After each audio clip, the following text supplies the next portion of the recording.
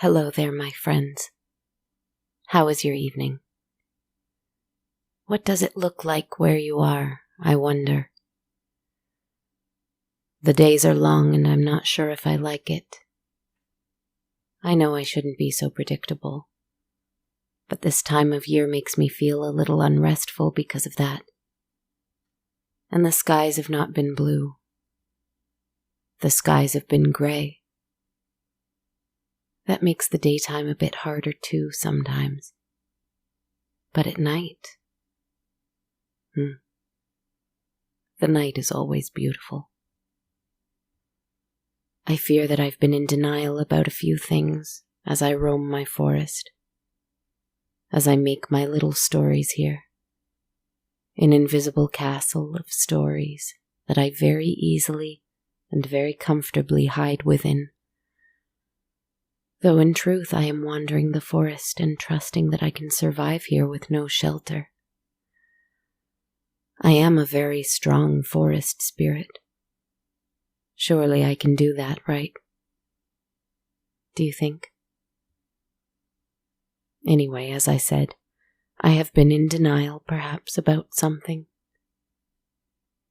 I'm not sure what. It's a sort of nagging feeling. A lingering feeling from a long time ago. A time when I was a monster of a different kind. No, before that one. No, before that one. No, before that one. I have felt that it is best to be alone. I have felt that it is best to be so powerful, so strong, so magical, so frightful, that I would not need help from anyone else, ever, never ever. Of course, I expect that I ought to help others, since I am so powerful, so strong, so magical, so frightful. But others are not to be trusted.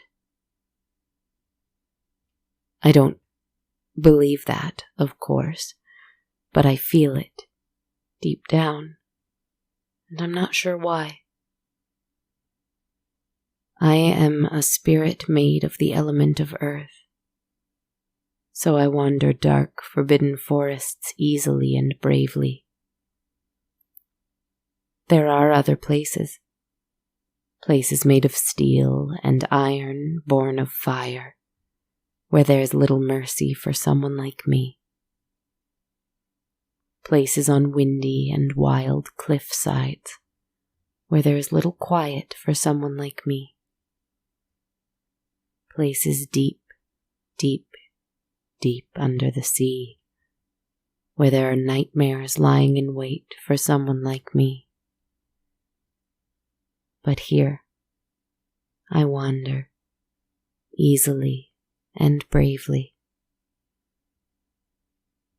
But someone else has been wandering here for some time. He has come, he has gone, he has come again. He is a spirit made of the element of fire. I suspect that if I was reborn to be this, then he was reborn from someone I hated, lost, loved, hated again, lost again, and loved again. Perhaps. But I will not say for sure, because I will afford him the dignity of being something new here, just as I was afforded. He has helped me when I needed help, but never asked for it. He has tried to redeem himself in my eyes, and I have struggled to allow him to, simply because it is so lovely being alone, so quiet. It is so easy to not ask anyone for anything, and then no one hurts or disappoints you. It is no good, this thinking.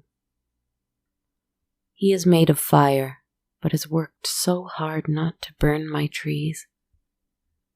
He has only burnt that which does not serve me. Come out again. Let's try it again. Let's just sit in silence, my friend, while I shuffle these cards. And draw one out. One that's already been drawn in another world. A parallel universe not so far from here at all. Again. Again. Twice in a row. Just like last time. It is the lovers. I suppose it makes sense that it always comes in pairs. I can easily tell my characters to love each other, to trust each other, to have faith in each other. So many stories I tell end in that simple message that has failed to reach my own heart. So this is it then? I have been glossing over the lovers because perhaps I do not understand how to give myself over to love, harmony, peace, trust. Openness and honesty is easy for me, I think. It's trust that's difficult. I can be myself boldly and fearlessly, but to give myself, is that something else? And with the lovers, as I think I have told you, there is also the element of choice, choosing what is most important to your soul, meeting challenges and struggles with the decision to take the path that is in true alignment with who you know you truly are. Two powerful things, like you and me, my friend, coming together to be even more powerful. The Lover's card does, however, promote self-reliance and the ability to make decisions with a clear mind and an open heart. But animals group together for survival. They know that they must in order to thrive. Perhaps they decide to. Perhaps I must also decide to. I'm not sure what to do. So I will tell a story. I want to tell you a story, but to be honest, it is the continuation of a story I told a long time ago. A tale of a lost labyrinth. I spoke of a brave but foolish hero who entered a horribly frightening maze in order to save a beautiful princess, ignoring the warnings of a beastly, hissing voice within it. And I shall spoil the ending for you, because I do not believe it will spoil anything. Instead, I hope it will enrich both stories for you. But if you like, you can go to episode 25 and listen to Lost Labyrinth first. Or after this. It is your decision. Take the time now to decide. Good. Now that we can continue, I will tell you that at the end of Lost Labyrinth, it turns out that the princess the hero had intended to rescue was also the monster. A beautiful and monstrous creature with coiling, twisting serpents in her hair. She gave the hero ample opportunity to leave her confounding home. Opportunities every hero before him had taken her up on. But the warrior had refused to leave. He was going to take her away from the labyrinth she loved, from the place she felt safe in. He was going to take her away and make her his bride and win her kingdom. And she did not want that. And so, with her incredible strength, she caught him up in her grip, and with her ancient magic, she looked at him with her own eyes, and the eyes of dozens of serpents from her mane of strange, reptilian hair. And she turned him to stone, That was the end of the story. For a time. Our princess monster sat on her throne and was content for a while with the sight of her handsome hero prince statue. How lovely he was. How strong. How brave. How fine in his armor, now stone like the rest of him. He had come to save her, but she hadn't wanted it. She loved her home. She loved being alone, where no one could appraise her, no one could barter for her, no one could use her as some kind of pawn in a bigger game she didn't want any part of. You know, princess things. She loved not being seen. For a time. But years passed, kingdoms fell, and monsters are long-lived things. And as she sat on her throne and stared at the stone warrior before her, the look of horror and admiration and confusion and anger still alive in those otherwise lifeless eyes, she began to doubt herself. Because the silence had grown tiresome, the solitude had grown painful, and she began to fall in love with his eyes. Yes, sometimes she hated him, when she recalled the way he assumed he knew what was best for her, the way he had tried to take her away from this place, the way he didn't listen when she had tried to send him away. Years had passed. He hadn't known any better. And though hundreds and hundreds of years, maybe even 1,000, who knows how time passes for monsters and princesses and heroes. After all this time, anyway, she looked at him and thought, am I sure that he deserved this? Most nights she convinced herself that yes, he did. And I cannot possibly say whether she was right or wrong. I cannot say whether he had been right or wrong. I am not interested in judging these creatures who live in my stories. I am only interested in letting them come out and do what they will do. But one day, she began to hear noises. Strange noises. At first she was certain they were just on the outskirts of her great labyrinth. Something that sounded like a dragon, a great beast, some monster far worse than her, yet also mechanical. There was the sound of metal and fire, and she could smell smoke, and something else she did not recognize. And with the sound of metal smashing against rock and rock crumbling and falling to the ground, she knew that whatever it was not trying to solve her labyrinth. It was destroying it. My Medusa, for the first time since long, long before she had ever even come to this place, felt afraid.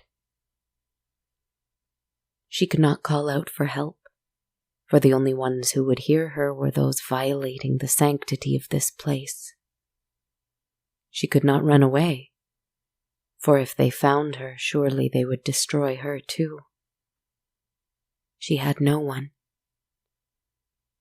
Well, that wasn't quite true. She walked to her statue, to the stone warrior who she had taken her cruel, though perhaps not unearned, vengeance on. She observed his strong arms. She observed his great height.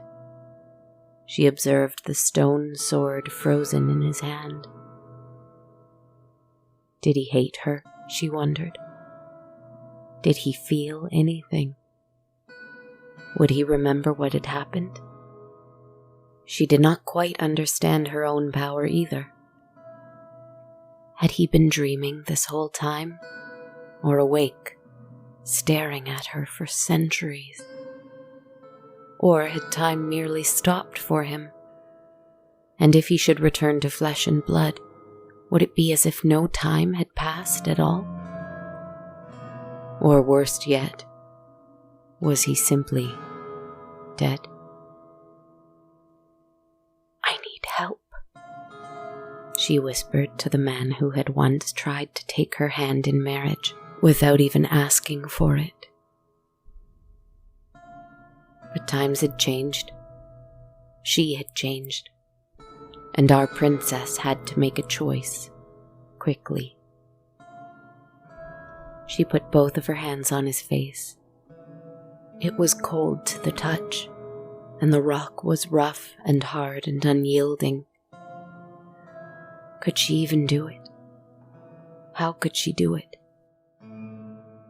Her serpents in her hair hissed and whispered frantic little thoughts to her. "Do it. Break the stone. Fix it. Call him forth." She shut her eyes instead and took a deep breath. "Be quiet for just a moment," she said gently to all the voices in and around her head. She had done this to him. She had never let him out of her sight since. Even as she slept, she had slept in her throne, and the snake tendrils of her hair kept careful watch of the statue, just in case, one day, he woke up and tried to take her away again. She didn't trust him. But now, she wanted him to take her away, and she needed to trust him. She needed help. And the sounds of smashing, burning, destroying came closer and closer to her. The great metal dragon that had come was breaking through, breaking in, coming closer and closer. Though the snakes in her hair trembled and her ancient heart pounded, she turned away from the statue. She walked several feet away, her back to the hero. She stopped watching him. She let down her guard, and she waited. "Forgive me," she said quietly.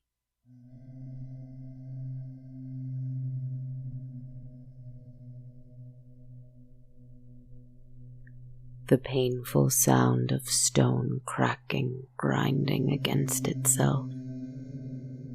A terrible groan of pain, a cry of distress. The hoarse breathing of someone who might have been drowning in something other than water. And then, the worst of it.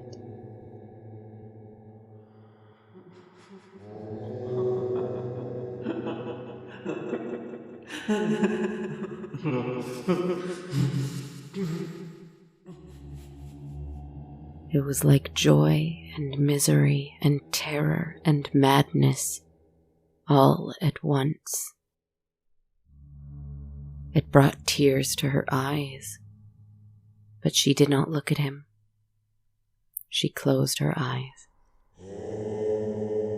And when he stopped, she knew it was because he finally noticed her. Though he was alive, she shuddered to wonder what he looked like after so long encased in stone.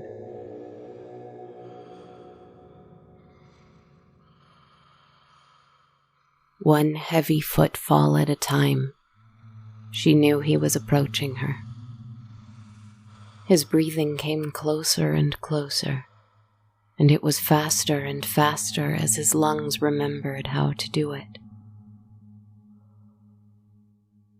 "Princess," He groaned, and he stopped. right behind her, the breathing almost right in her ear.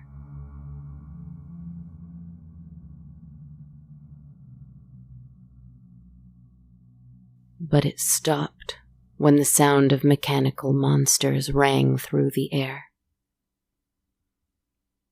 She wanted to say the words, "Forgive me," but she remembered how he had come here with conquest and possessiveness in his heart, and she couldn't bring herself to say it. So she wept instead and simply repeated, "I need help." And gently for a creature once made of stone, and before that, made of hunger, he placed his heavy hands on her shoulders and turned her to face him. Her eyes looked up and fell on his, and he saw that they were afraid. And she saw that his were afraid too. He was afraid she'd do it to him again, at first, but then realized she would not.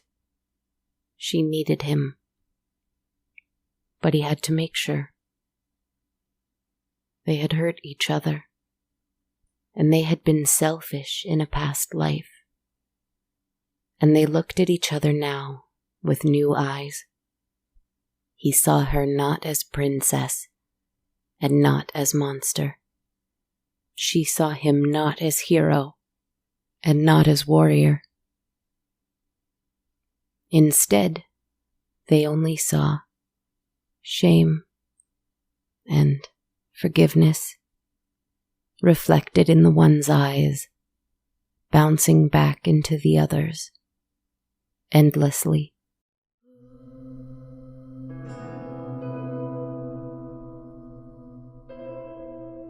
At that moment, one of the stone walls was brought down by a machine that had a great claw attached to it, and strange black wheels, and it smelled of something combustible and terrible and awful.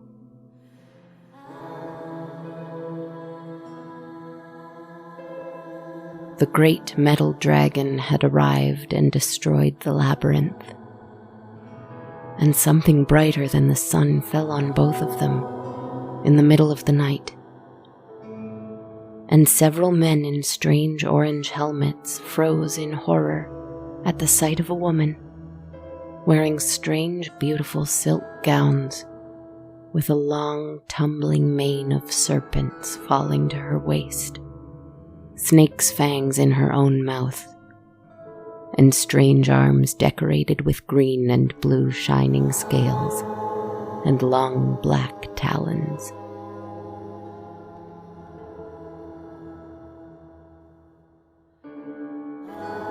And the man, the creature at her side, was no less horrific.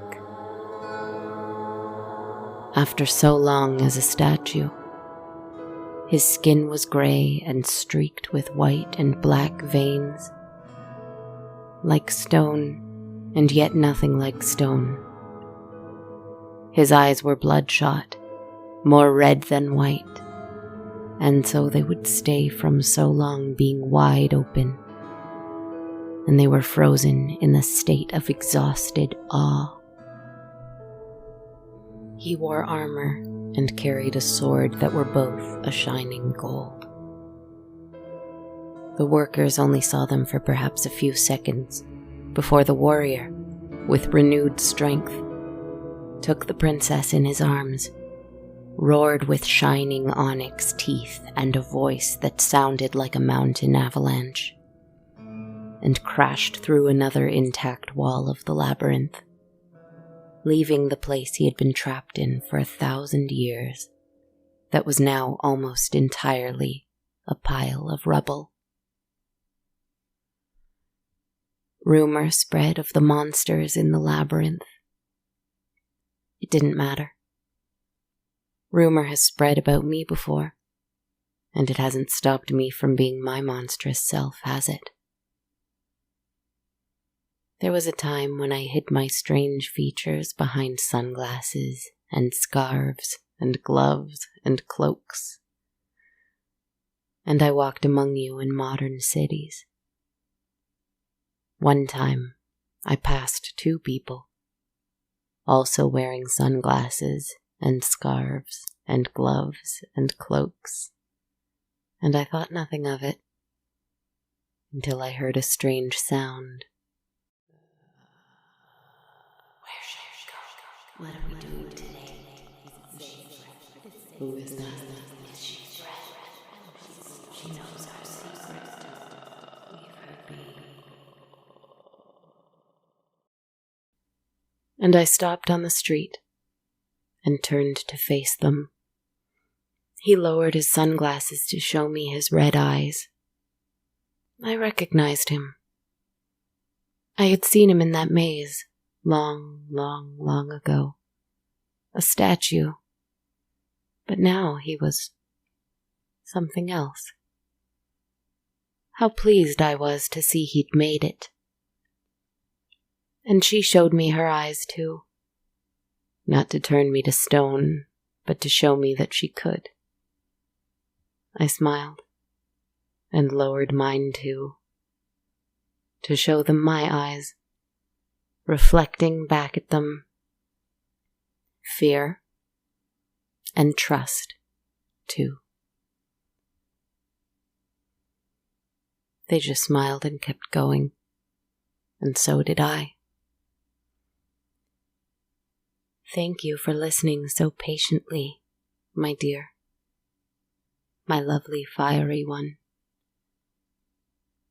As I watched him this whole time, as I told him this story, I noticed things I've been not letting myself notice. Like how sweet his black eyes are. Like how bright his big smile is. Like how intently he listens to my voice. Like how respectfully he holds his hands in his lap. And though he is all fire now, made of it entirely, and so he is not burning, but rather he burns. Does that make sense? Though it is all that he is therefore so much bigger than ever before, and so much more beautiful. Flickering orange, red, yellow, sometimes blue even. Warmth and strength incarnate. He used to be pain incarnate, didn't he? And before that, shadow. And before that, cruelty. He replaced black feathers with a phoenix's, an angel who fell and was reborn on fire. He kept the burning, but he has moved on from the pain. And I admire him for that. I think I could learn something from that. And I think that is someone who can be loved and trusted. It is hard for earth to trust fire, just as it is hard for fire to trust water, and so it goes forever and ever and ever until it doesn't. I reach to touch his face, and though my finger burns, it does not hurt. It just changes color. From the purple-stained digit it was a minute ago, it turned red for a moment, and then a shade of green, a new one, pale and new, newborn green, and a little green sprout just on the tip of my finger. I haven't seen one of these in so long. And my eyes, for a moment, will stop reflecting yellow mirrors back to the light in the darkness.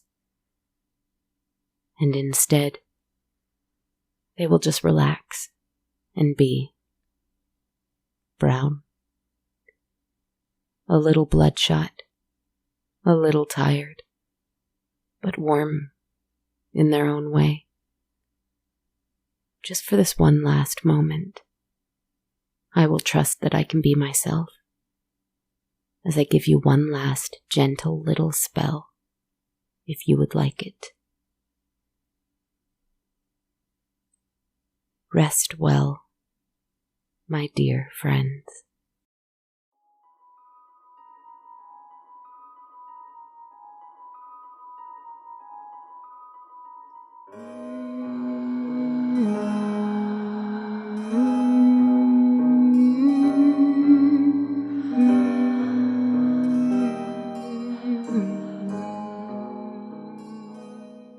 Hello everyone, and thank you so much for joining me for episode 154 of On a Dark Cold Night.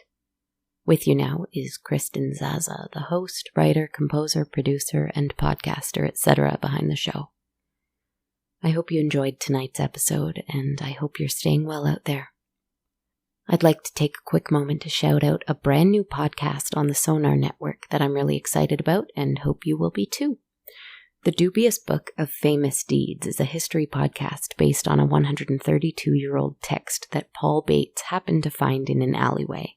The book in question is called The Pictorial Treasury of Famous Men and Famous Deeds, and it is full of inaccurate information of famous figures and the things they did in their lifetimes. Every episode, Paul and a guest dissect these extravagant tales by examining a particular chapter of this book. Think of it as a time capsule from the height of the British Empire, in all its progress, advancement, but also inequality, colonialism, and hypocrisy. Look forward to some amazing special guests such as Aurora Brown from Baroness Vaughn's Sketch Show and David Tomlinson from Star Trek Discovery. You can listen and subscribe to the Dubious Book of Famous Deeds at thesonarnetwork.com or wherever you like to listen to podcasts. I'm also sending a big thank you tonight to a new listener who became a patron on Patreon. Thank you so much, Fran, for your generosity and support. All monthly patrons of the podcast of any amount receive access to my ever-evolving soundtrack of the show. And actually, last week was a big one on Patreon for me. I added a new reward tier, which is $5 US, and gives you access to Kindred Spirit rewards, where, in addition to the soundtrack perk, you receive access to a monthly tarot reading video I make for my patrons, and I upload it on the full moon. I'm really excited about this, and I had a lot of fun doing my first one last week. And huge shout out to all my existing Patreon patrons who increased their pledges to meet the Kindred Spirit tier. I appreciate you so much. If you're interested in becoming a patron and having access to these perks, learn more at patreon.com/darkcoldnight. If you'd prefer to donate one time instead without any perks, head on over to ko-fi.com/darkcoldnight, or you can check out our t-shirts and hoodies at bonfire.com/on-a-dark-cold-night. Thank you so much as well to our friend Rennie A, who updated their 5-star review for On Dark Cold Night on iTunes. Thank you so much. If you're enjoying my work here as well, leaving a review and rating on iTunes would mean the world to me. You can also leave your thoughts on my Facebook page or anywhere else you like to review podcasts. Last but not least, you can find me on social media. I'm on Twitter at A Dark Cold Night, Instagram at Dark Cold Night Podcast, or my Facebook and YouTube page is called On a Dark Cold Night. I'd love to hear from you there too. I won't keep you much longer, friends, so please have a good night and a good rest. Speak soon.